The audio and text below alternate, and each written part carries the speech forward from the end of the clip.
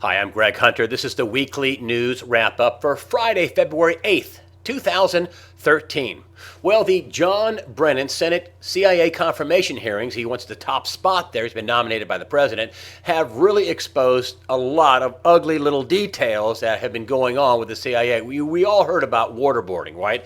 The Democrats were up in arms about waterboarding, and they did a special report, confidential report, that basically said waterboarding really didn't bring out any meaningful intelligence.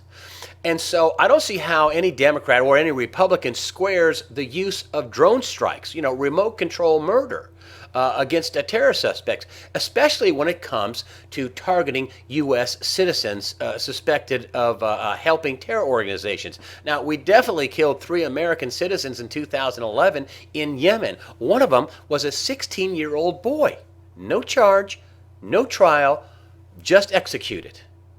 At least for Americans, this is, completely unconstitutional. It guts the Fourth Amendment, the due process clause of the Fourth Amendment.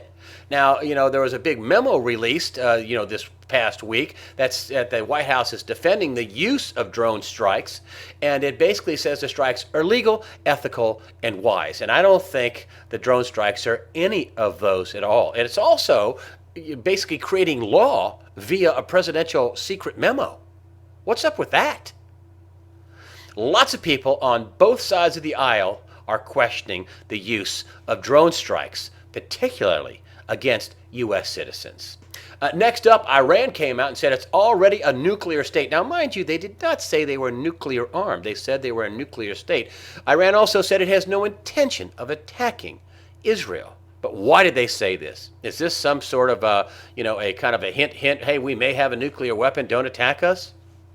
There's no wonder why, Henry Kissinger said that a nuclear crisis with Iran is near.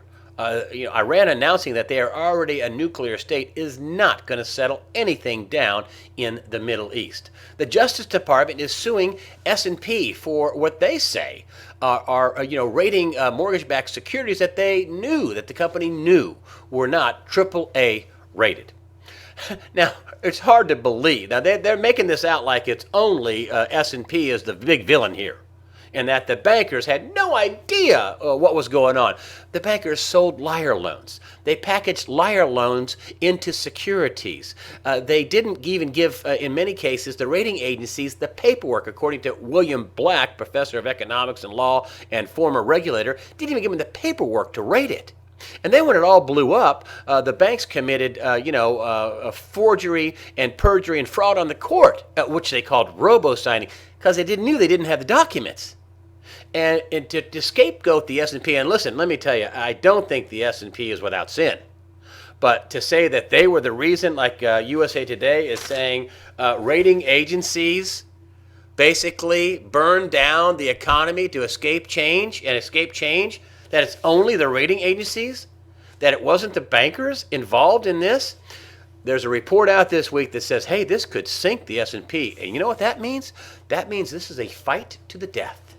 My little prediction, the S&P is going to roll out a bunch of very embarrassing emails sent to the company by the bankers. Now, the Justice Department is, putting out emails, that the bankers sent to S&P saying, hey, what's up? You mean the more we pay you, the better the rating? You can bet S&P is going to be fighting back tooth and nail because, according to one report, this could sink S&P, could put them out of business. And if you may remember, the S&P, the rating company, downgraded U.S. debt last year. Is this a warning shot to the S&P not to downgrade again? Is this a warning shot to Moody's and Fitch not to downgrade? I don't know, but I'll tell you one thing. It's serious, and a downgrade would definitely affect interest rates in a negative way. It would jack them up, and the Fed does not want to see that happen. Big report out from CNBC this week saying insiders are dumping stocks. Remember I told you about this? We had the bump, and here comes the dump. Well, my friend Gregory Mannarino at GregoryMannarino.com has been warning about this for weeks, and he just did a video this week about this, and boom, the market sold off yesterday on Thursday. Now, it came back some, but still, hey, listen, according to Mannarino, I talked to him yesterday, he's the former Bear Stearns floor trader. He says that he feels terrible and that the signs look terrible about the economy, that something big is coming, and it's not good. Next up, Bill Gross, PIMCO, he's also saying things aren't so good. On the company website, he wrote, this piece called Credit Supernova. And basically what he's worried about is enormous amounts of money printing by the Fed to buy treasuries and mortgage-backed securities and buy bonds so we can fund everything and prop up the economy. Same thing going on in Europe. Same thing going around globally. Lots of fiat money printing. And you know what he says he tells people to do? He tells them on the company website, once again, to buy gold or to buy things that can't be easily reproduced, such as credit. Is there any wonder why China, it was released this week, reported this week, that once again in 2012, it imported record amounts of gold bullion?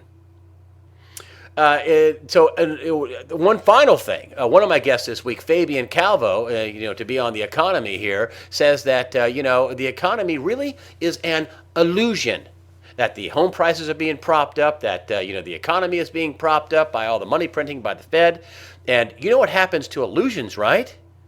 They disappear. And in this case, your money will too, if you're not careful.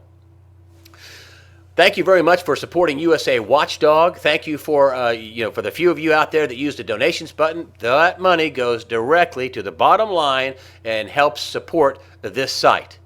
That's the way I see it. I'm Greg Hunter. Again, thank you for supporting USAWatchdog.com.